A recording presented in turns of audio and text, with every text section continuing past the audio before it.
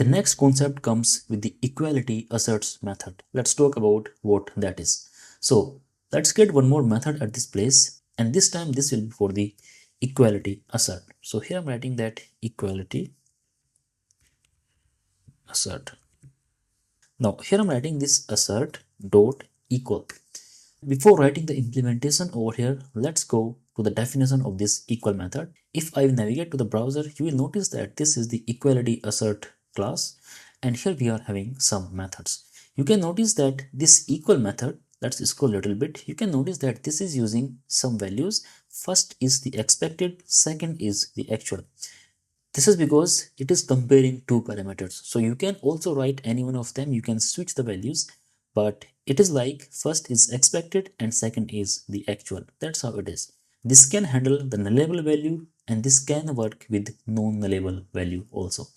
If as a third parameter you want to pass the comparer, you can also pass the I-equality comparer at this place. If I scroll down a little bit, you will notice that there are some more methods, and this is equal, expected, actual, precision. So this is because if you are comparing the decimal values, in that if you want to check that the decimal values must be equal up to this level, those settings you can define in the third parameter by using this method. Let's scroll a little bit more. Again, we are having some more methods. The rounding value. So basically, you can just navigate to this file and you can check all the methods for the equality and you can work. Now, let's see how the example will work at this place.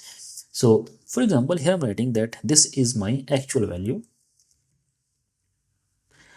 It can be string, it can be number, it can be any kind of data at this place.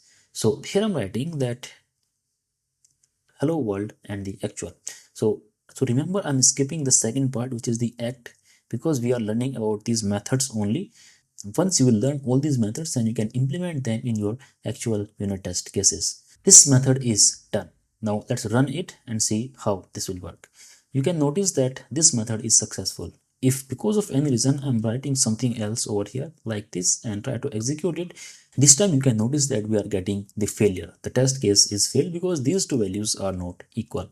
Now there is one more method over here, which is the not equal. So here I'm writing this Assert.NotEqual.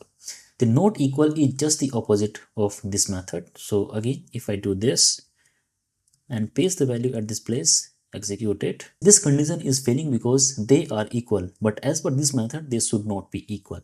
If I do something like this, then these two values are not equal, then this method will work. Let's test it and you can see it is working fine.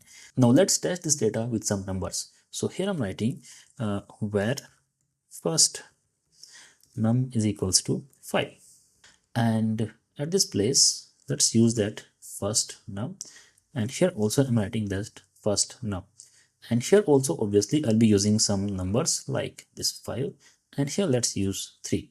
So what I'm saying that 5 is equal to 5, which is this first num, so this must be true, and here I'm writing that 3 is not equal to 5, which is again the valid scenario. So it means both the conditions are fine, it should work. There are two more methods in this equality assert. So those methods are StrictEqual, Strict.NotEqual. Let's try that also over here. So if you will type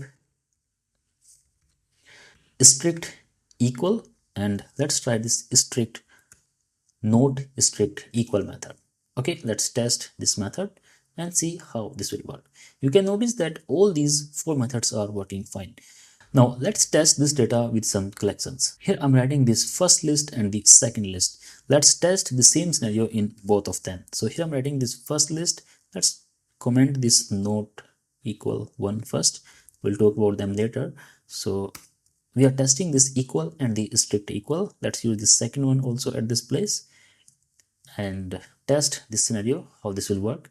This time you can notice that this condition is failing. If you will see the comments over here, you will notice that this Assert.StrictEqual is failing. This one is failing now, but this one is still pass. If I go to the implementation of this StrictEqual method, you can notice that this is using equality comparer. Remember the first method, which is this equal method, this was using this get equality comparer method, but the strict equal method is using this equality comparer method. So if I talk about the main difference, there will be no difference in the normal values, But if you will test this kind of data, the list data, then you will see that this equal method is working fine, but this strict equal method is not working fine.